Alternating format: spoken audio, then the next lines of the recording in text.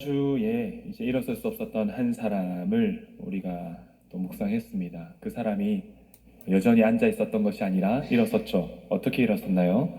베드로와 요한이 함께 더불어 주목하고 바라보며 나사렛 예수 이름으로 일어나 걸으라 말만 한 것이 아니라 오른손을 뻗어서 잡아 일으켰죠.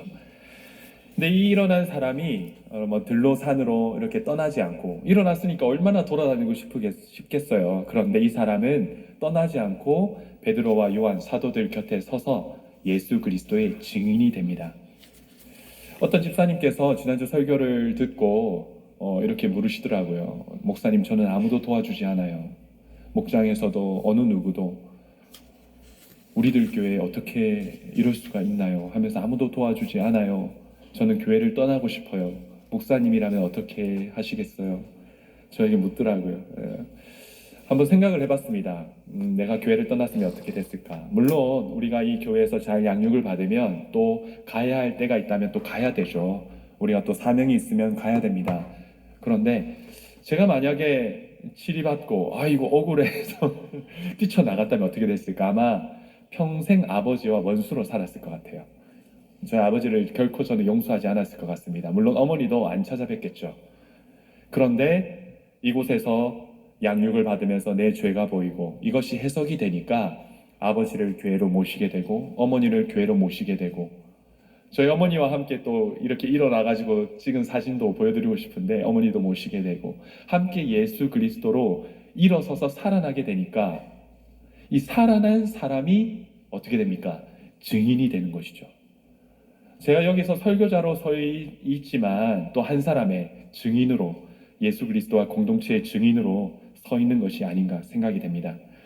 올 초에 어떤 이제 목장을 탐방 갔었는데, 이제 올 초에 대선이 있었잖아요. 대선 전에 이제 목장에 탐방을 갔었는데 이 집사님이 이제 또 너무 기구해요. 장애인 아들을 홀로 키우고 사업이 쫄딱 망해서 이제 쫓겨난 거예요. 우리 문희기 집사님처럼 쫓겨났어요. 쫓겨났는데 이제 장애인 아들과 같이 쫓겨났죠. 돈도 없고 사업도 망하고 원룸에서 사는데 그래도 열심히 살아야겠다 해서 열심히 일을 하는데 주식 투자를 하신 거예요. 주식 투자를 했는데 망해야 되는데 잘 된 거예요. 제가 갔을 때 슬쩍 물어봤어요. 집사님 어느 정도 벌으셨나요? 그러니까 한 4배에서 한 5배 정도. 그래서 이 집사님이 주식의 증인이 되셨어요. 어떻게 됐냐면 우리가 아침마다 이렇게 목사님 이렇게 말씀, 그리고 보석상자 말씀, 극동 큐티 말씀 올리잖아요. 그걸 올리면서 그 밑에다가 이 집사님이 종목을 하나씩 넣어놓은 거예요.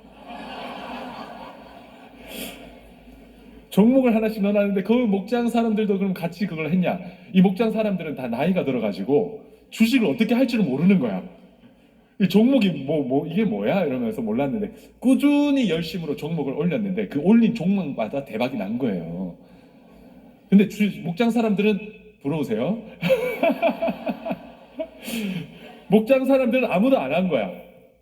이분만 막 열변을 토하면서 들을 수 있는 자는 들을지어다. 제가 갔을 때도 이제 올리시는데 저도 좀 궁금하더라고요.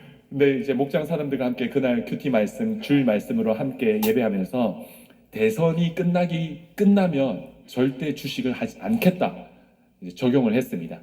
그래서 그 집사님께서 주식을 끊고 이렇게 했죠. 근데 여기서 내가 살아나니까 주식의 증인이 되는 거죠. 우리는 뭐의 증인인가요? 한번 생각해 봤으면 좋겠어요. 뭐의 증인인가요? 야, 2달 만에 10kg 빠졌대. 무슨 약이야? 어디 가야 돼? 저희 아내도 먹고 있던데 2달 됐는데 한 몇백 그램 빠졌더라고요. 자기 말로는 이게 과정이다. 이제 칼슘이 채워줘야 된다. 이렇게 얘기하는데 안 빠지더라고. 근데 되게 좋은 건강은 해줬어요. 그래서 제가 건강한 돼지가 된다 이렇게 얘기했는데 건강하면 되죠. 요즘 우리 또 남자들은 어떤 거에 이제 관심 있나요? 탈모. 저도 이렇게 앞머리가 빠지기 시작하는데 나이가 드니까 거기 가니까 머리가 나기 시작하더라.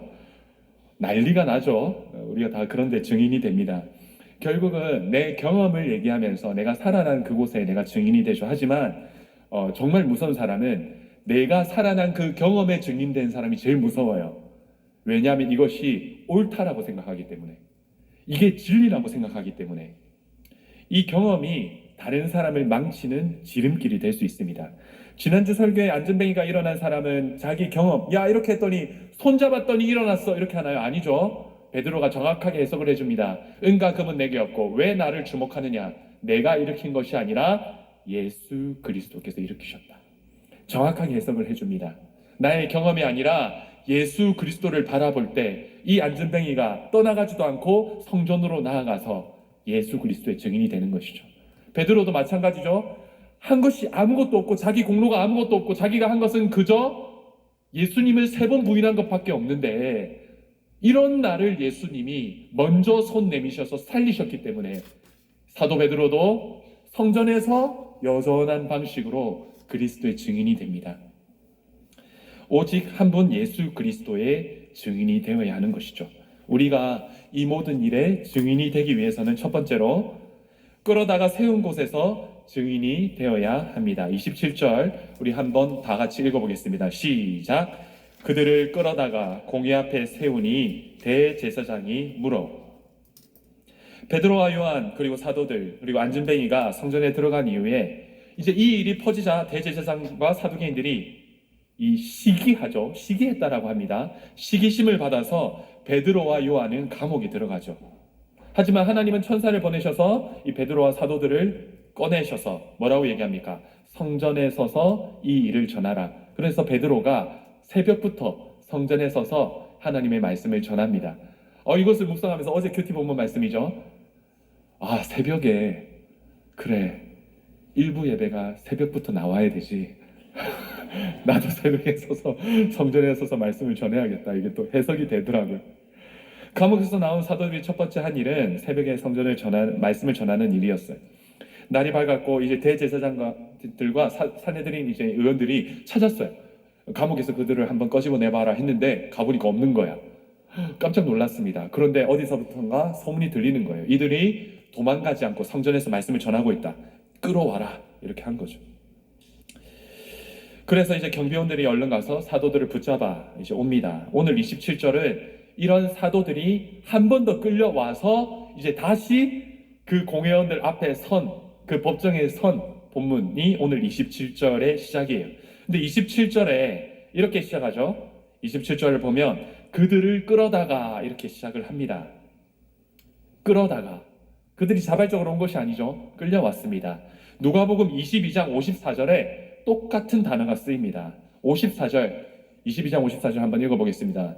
시작. 예수를 잡아 끌고 대제사장의 집으로 들어갈새 베드로가 멀찍이 따라가니라. 여기에도 예수를 잡아 끌고, 이 끌고와 오늘 끌어다가는 똑같은 단어예요. 정말 똑같은 단어입니다. 우리가 한번 생각을 해봅시다. 사도행전은 누가 썼나요? 제 질문에 답이 있죠. 누가가 썼습니다. 누가복음은 누가 썼나요? 누가가 썼죠. 누가복음과 사도행전은 원래 한 책이라고 합니다. 그래서 누가가 쭉 누가복음과 사도행전을 집필을 했어요. 그런데 누가복음 22장 54절에 쓴 단어와 오늘 단어 똑같이 썼는데 여기에도 똑같은 인물이 등장하죠. 베드로. 이 구절에도 베드로가 등장하고 이 구절에도 베드로가 등장합니다. 그런데 누가복음에서 등장한 베드로는 예수님이 끌려가고 베드로는 멀찍이 따라갑니다. 멀찍이 따라가요. 멀찍이 따라가며 사람들이 이제 불을 피우고 앉아 있는데 예수님이 똑같은 장소로 끌려간 거예요. 오늘 베드로가 끌려간 그 사람들 앞으로 끌려갔듯이 예수님이 끌려갔는데 베드로는 따라가요. 따라갔는데 확신했겠죠. 나는 절대 예수님을 부인하지 않겠습니다 했던 베드로가 따라갑니다. 불이 확 비치고 얼굴이 드러나자 종이 탁 치져가지고 너 예수님하고 같이 다녔던 사람 아니야? 부인합니다.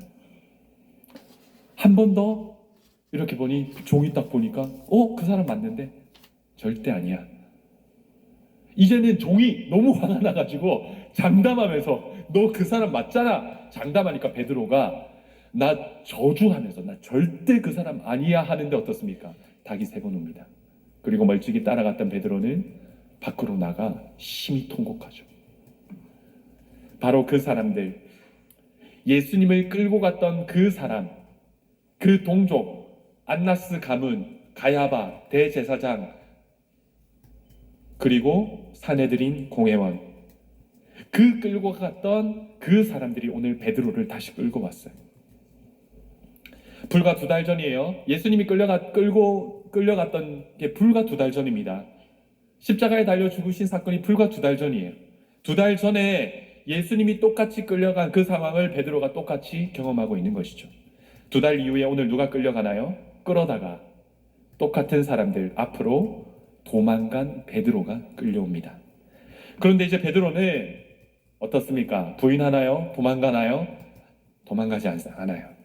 그곳에 예수 그리스도의 증인으로 서게 됩니다. 그런데 우리가 큐티를 하면 알겠지만 오늘 첫 번째 끌려온 게 아니에요. 4장에서 한번 끌려왔습니다. 그리고 또 노임을 받았는데 도망가지 않아요. 또 끌려왔죠. 오늘 2번째 끌려온 것이죠. 계속 반복해서 내가 실패해서도 또 반복해서 하나님께서 똑같은 상황을 주시는 것은, 나에게 똑같은 상황을 계속 보여주는 것은 뭐냐면 이곳이 나의 사명의 자리라는 거예요. 여기서 나는 증인이 되어야 한다는 것입니다. 우리는 나무 십자가가 너무 무거워서 주님 저희 십자가 너무 무거워요 하면서 던져버리죠. 그러면서 튼튼해 보이는 그 새 십자가를 달라고 합니다. 그런데 새 십자가를 주면 어떻습니까? 너무 무거워. 나무하고는 비교가 안 돼. 새 십자가가 너무 무거워서 또 던져버립니다. 그러면서 이왕 십자가 질 거 예쁜 십자가, 장미 십자가를 달라고 합니다. 너무 예뻐 보이니까. 그런데 그 십자가를 지면 어떻습니까? 가시. 정말로 그 십자가의 가시로 더 큰 고통이 임하는 것이죠. 사명의